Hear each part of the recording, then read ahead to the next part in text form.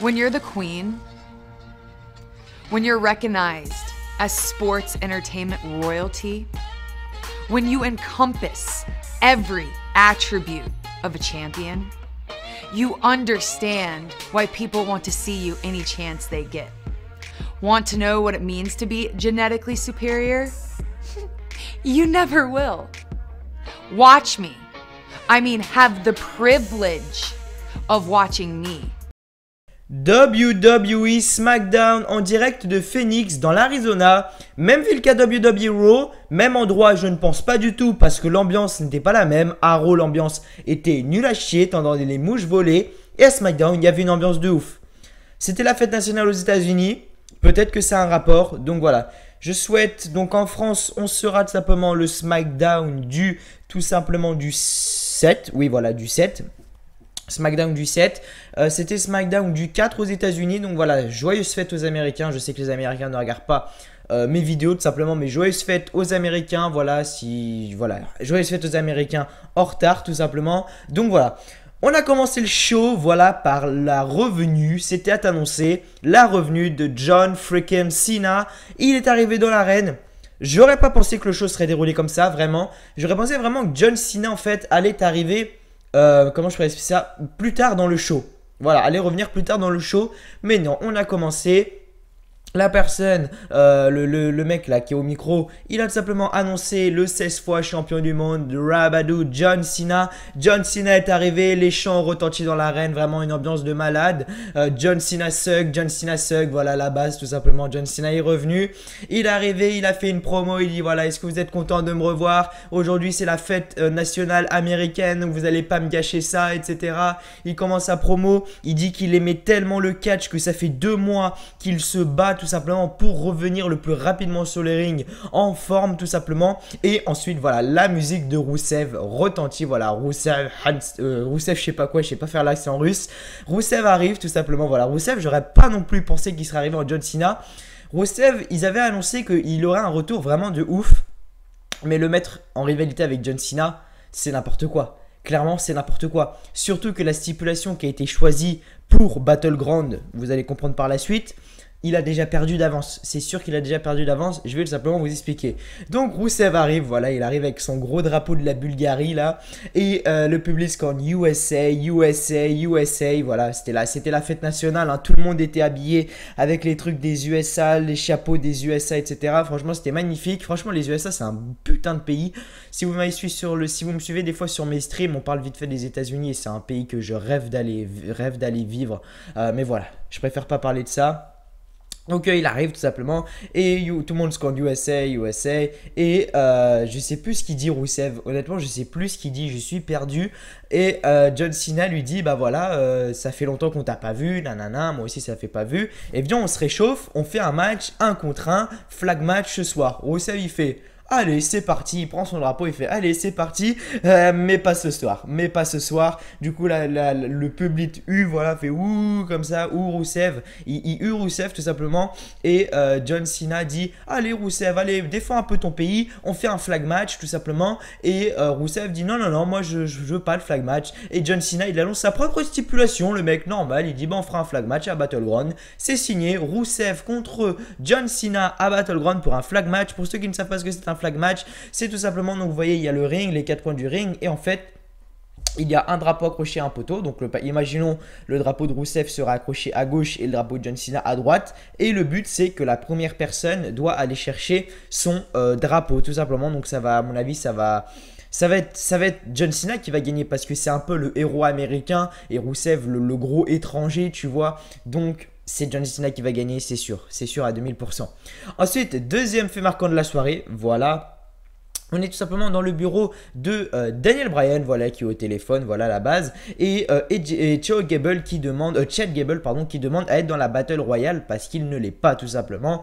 Et il ne l'est pas dans la Battle Royale. Et Daniel Bryan, oui, mais je t'ai déjà mis, t'as déjà eu un match contre Kevin Owens la semaine dernière, t'as raté ta chance. La semaine dernière ou il y a 2 semaines, je sais plus. T'as raté ta chance, etc. Donc maintenant, tu peux plus atteindre la bataille royale, tu vois. Et AJ Styles arrive et il dit... Et moi, est-ce que je peux la atteindre la bataille royale? Du coup, Daniel Bryan, ça lui a fait un tilt dans sa tête. Et il s'est dit, bah c'est parti. Ce soir, à SmackDown Live, AJ Styles. Maintenant, AJ Styles contre Chad Gable, la personne qui gagne est rajoutée dans la Battle Royale.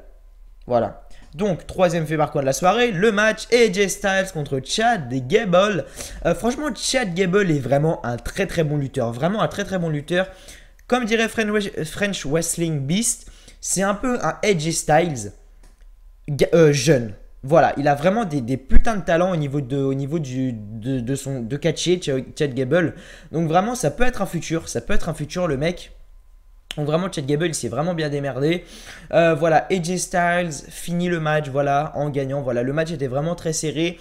Le match s'est beaucoup joué sur soumission, voilà, peu sur coup. Mais AJ Styles a fini avec son Styles Forehammer, je sais pas quoi là. Vous savez, il enlève sa coudière là, il saute sur les deux cordes, il lui met un gros coup de coude. Et il y a quelque chose que j'ai aimé, donc 1, 2, 3 victoire de AJ Styles. Il y a quelque chose que j'ai aimé à la fin. Chad Gable était par terre, il commençait à se relever. AJ Styles était debout et il regarde comme ça Chad Gable. Et dans ses yeux, on voit dans ses yeux en fait qu'il se dit, il a de l'avenir le gamin. Il a de l'avenir. Du coup, il relève tout simplement Chad Gable, il lui lève la main. Et voilà, tout simplement, après AJ Styles se barre et AJ Styles et Chad Gable repartent tout simplement sous les ovations du public. Vraiment très bon moment. Ensuite, troisième fait marquant, non, quatrième, excusez-moi, quatrième fait marquant de la soirée. Là, tout simplement, Carmella et James Ellsworth qui arrivent tout simplement, voilà. Carmella qui dit, oui, bah voilà, ça servait à rien de m'enlever la mallette, je l'ai regagné. Bon, James Ellsworth, son toutou, il a rajouté une couche comme d'habitude, hein, bien évidemment, on va pas se le cacher. Et Naomi arrive, voilà, Naomi arrive et dit, bon, bah déjà, on peut féliciter Carmella pour avoir gagné tout simplement cette mallette. Donc, elle applaudit comme ça, tout ça. Et elle dit, mais James, il y a quelqu'un qui a un message pour toi. Et James il dit, ah bon, quand, maintenant ou pas maintenant, quand? Elle dit, right now, maintenant. Et là on entend la musique de Daniel Bryan retentir, yes, la foule était vraiment comme des oufs. Et à un moment, Daniel Bryan lui dit, la semaine dernière, enfin non, je vais être clair avec toi, comme la semaine dernière, tu es banni de l'arène ce soir. Voilà, tu es banni de l'arène ce soir alors que Carmella n'avait pas de match, donc je vois pas trop l'intérêt, mais bon. Il dit, tu es banni de l'arène ce soir. Donc James Ellsworth te dit, il rigole comme ça, il fait, mais de toute façon je ferai comme la semaine dernière, j'arriverai à rentrer. Et Daniel Bryan il commence à se taper un fou rire, mais un fou rire, hein. Il fait comme ça, comme ça. Vraiment un moment de ouf à SmackDown, c'est vraiment le moment où j'ai préféré de cette soirée. Daniel Bryan commence à rigoler et lui fait, voyez, plus t'auras une amende de 10 000 €. Il fait, James Ellsworth il fait, non mais de toute façon ça sert à rien. James Ellsworth il rigole vraiment par contre, hein. Et il fait, ah oui non mais ça sert à rien, de toute façon 10 000 € c'est rien. Et Daniel Bryan lui fait, il continue à rigoler. Et à un moment il lui fait, et t'auras pas de... Alors excusez-moi, alors attendez, hop là le truc qui nique tout. Et il rigole comme ça, il fait, et tu seras pas payé aussi pendant 30 jours parce que t'es viré. Voilà, t'es viré de la WWE pendant 30 jours. Et il dit, et t'as intérêt de te barrer vite fait de l'arène, sinon toi t'es viré définitivement. Et Carmella je leur prends la mallette. Du coup Carmella lui dit, allez barre-toi James, barre-toi, on y va. Elle commence à pousser James Ellsworth il commence à se barrer de l'arène et tout ça. Donc voilà, c'était vraiment un putain de moment, j'ai kiffé. Ensuite, du coup, Naomi est restée sur le ring, bien évidemment. Quatrième fait marquant de la soirée, du coup, si je me souviens bien, je suis en train de m'emmêler les pinceaux, là, je vous jure. Cinquième fait marquant, je sais plus. Je suis perdu, les gars, je suis perdu. On va suivre, on va pas dire les faits marquants, on va dire ensuite. Ensuite, qu'est-ce qu'il y a eu comme fait marquant? Il y a eu tout simplement Lana contre Naomi, voilà. Le match a duré 10 secondes. 10 secondes, mais vraiment, il a duré encore moins longtemps que la semaine dernière. Lana, je crois qu'elle rate son coup de la corde à linge. Naomi veut tenter le tomber. Elle lui porte une prise de soumission. Lana abandonne au bout de 10 secondes. Match fini. Voilà, très beau match. Franchement, j'ai kiffé le match. Le match était magnifique. Et à un moment, Tamina, elle arrive. Voilà, Tamina, elle arrive. On ne sait pas pourquoi. Tamina arrive, elle arrive sur le ring. Elle regarde Naomi comme ça. Elle regarde Lana comme ça. Elle regarde Lana, elle fait, allez, come on, get up. Allez, lève-toi. Et Lana elle comprend pas, elle est en mode mais what, qu'est-ce qu'elle me fait, pourquoi elle veut m'aider, elle tout ça, elle fait allez, Tamina elle fait allez, get up, come on. Elle dit allez, lève-toi. Et Lana elle comprend pas, elle se lève. Et à mon avis, j'ai vu ça plusieurs fois à la WWE, même dans les films. Et qu'est-ce que ça donne? Ça donne quand quelqu'un prend quelqu'un sous son ampleur. Donc pour moi, Lana va se taper une garde du corps. Voilà, va se taper une garde du corps du nom de Tamina. Donc pour moi, Tamina va être tout simplement la garde du corps de Lana pendant ces prochains mois, voire ces prochaines années. Ils savent tellement plus quoi foutre avec Tamina qu'ils lui mettent ça en fait. Parce que Tamina, ça fait 7 ans qu'elle est à la WWE et 7 ans où elle a pas gagné un seul titre. What the fuck quoi, je sais pas. Bref, c'est pas grave. Ensuite, prochain fait marquant de la soirée, je vais plus dire le numéro parce que je suis complètement perdu. Le concours de rap entre les Usos et le New Day. J'en parle pas, dégage. Malaise TV, j'ai passé. Prochain fait marquant de la soirée, Aiden English, voilà, qui arrive tout simplement, qui commence à chanter. Voilà, il commence à chanter, je sais même pas ce qu'il chante lui, je sais même pas ce qu'il faut à la WWE. Le mec, il est tout blanc comme mon écran de PC. Et enfin, je sais pas, bref. Je préfère pas parler de ça. Et il se fait interrompre par Orton. Du coup, Orton arrive, il fait son entrée, tout ça. Et Aiden English, il lui fait: eh oh, c'est bon, t'as fini là? Est-ce que t'as fini? C'est bon là? Tu t'arrêtes? Et Orton, il commence à s'énerver. Il commence à prendre Aiden English. Il lui fait du sale. M'amène. Il le frappe dans tous les coins. À un moment, il prend l'escalier, tout simplement. Voilà, il prend l'escalier et l'arbitre lui dit: non, non, tu vas être disqualifié, Orton. Orton, il lui fait comme ça. Non, en mode, je m'en bats les couilles, je vais être disqualifié, mais je m'en fous. Il prend l'escalier, coup d'escalier dans la gueule de Aiden English. Du coup, Aiden English gagne le match, mais Randy Orton perd le match par disqualification. Et Jinder Mahal arrive, et là, je pense que tout le monde s'y attendait, même moi je m'y attendais. Le public attendait USA. Et comment ça s'appelle? Jinder Mahal arrive tout simplement. Et il fait USA, la maison des tapettes ou un truc comme ça, j'ai pas bien compris. Il fait la maison des tapettes ou je sais pas quoi. Et du coup, ça a énervé Orton et Jinder Mahal. Voilà, il dit: de toute façon, je suis toujours champion. Voilà, en fait, on tourne en rond en fait avec cette rivalité. J'adore Mahal champion parce que juste le USA comme ça me fait juste rire et ça me fait juste dire que Jinder Mahal, c'est vraiment un putain de champion quand même. Et je le kiffe ce mec là. Franchement, je le kiffe ce mec, Jinder Mahal. C'est un champion en or. Beaucoup de personnes vont dire: putain, mais t'es sérieux, t'aimes bien Jinder Mahal? Jinder Mahal, je le kiffe en ce moment. C'est pour moi le meilleur champion du moment. Avec le Miz Intercontinental. Après Kevin Owens, bon, ça passe. Et Brock Lesnar, j'en parle même pas. C'est le pire champion du monde en fait. Bref, et donc après il se barre tout simplement et il lui dit: bah je suis champion. De toute façon, en fait, avec cette rivalité, en fait, on tourne en rond. Donc j'espère qu'à Battleground, dans le Punjabi match, Jinder Mahal ressortira champion et après ils lui foutront une bonne rivalité avec un autre catcheur et que Orton il se mette un peu, je vais pas dire à jobber, mais être un peu un mid-card par-ci par-là. Voilà, tout ça. Excusez-moi, tout simplement. Ensuite, dernier fait marquant de la soirée, le main event. On a tout simplement la bataille royale, tout simplement. Voilà, la bataille royale pour le titre US, tout simplement. Donc, j'ai pas la liste des catcheurs, je suis désolé. Hein, je n'ai pas la liste des catcheurs, je vais pas la trouver sur Google. Hein, je pense pas vraiment. Donc, qui y a eu dans cette bataille royale, tout simplement? Il y avait, si je me souviens bien, il y avait Ty Dillinger, Sin Cara, Dolph Ziggler, The Ascension, Eric Rowan, Luke Harper, AJ Styles. Donc, il y avait qui d'autre que je me souviens? Breezango, donc Fandango et Tyler Breeze, Zack Ryder et Mojo Rawley. Voilà, c'est un peu tout ce que je me souviens. Après le reste, je me souviens pas trop. Donc, fait marquant qu'il y a eu dans ce match. Chose qui c'était prévisible, mais je savais pas qui allait le faire.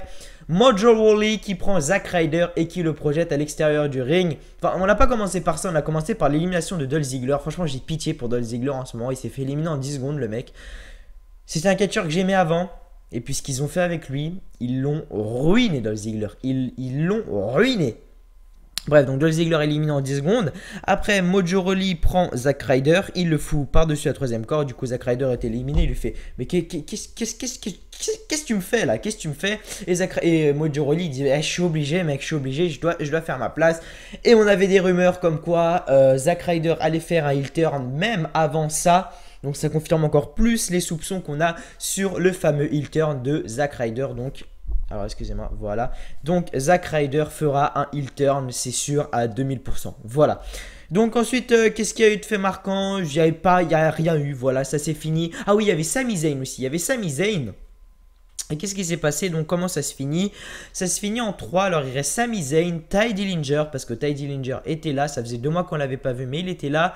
Sami Zayn arrive à tout simplement éliminer Ty Dillinger. Ensuite, Sami Zayn en fait est derrière derrière les cornes, mais du côté, pas du côté ring, mais du côté commentateur, quoi, du côté élimination en gros. Et AJ Styles est du côté du ring, et Sami Zayn essaie de tenter une souplesse à AJ Styles. AJ Styles n'arrive pas, tout simplement. Sami Zayn non plus. Du coup, Sami Zayn lui met un coup de boule dans le ventre. Du coup, AJ Styles a mal, il lui remet un deuxième coup de boule. AJ Styles fait un saut en arrière, un moonsault, il lui met un coup de pied. Sami Zayn est complètement KO, il tombe, et donc AJ Styles devient pour la deuxième fois challenger numéro 1 à Battleground pour le titre des États-Unis de Kevin Owens. Et Kevin Owens a vu que AJ Styles était fatigué, du coup il en a profité.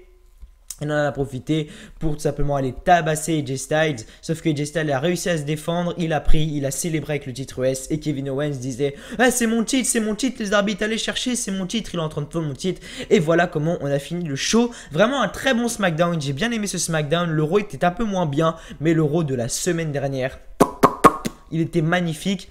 Mais ce SmackDown là était vraiment bien. Ce SmackDown était vraiment bien. J'ai vraiment kiffé. Donc voilà. C'était WWE en français. J'espère que cette petite vidéo vous aura plu. N'oubliez pas, ce week-end, il y a Great Balls of Fire, les amis. J'espère que vous serez au rendez-vous pour Great Balls of Fire. C'est le plus important. Voilà. Donc c'était WWE en français. J'espère... Excusez-moi, j'espère que cette vidéo vous aura plu. En tout cas, moi, comme d'habitude, ça m'a fait très plaisir d'être avec vous. Et donc, je vous dis à la prochaine pour une vidéo sur la chaîne. Voilà, donc avant de finir, n'oubliez pas de liker, de partager, de commenter, de vous abonner si ce n'est pas déjà fait. Voilà, donc c'était WWE en français. Je vous fais un gros bisou et je vous dis à la prochaine. Putain, j'ai du mal à prononcer. Je vous fais un gros bisou et je vous dis à la prochaine. Et c'est bon, mes potes.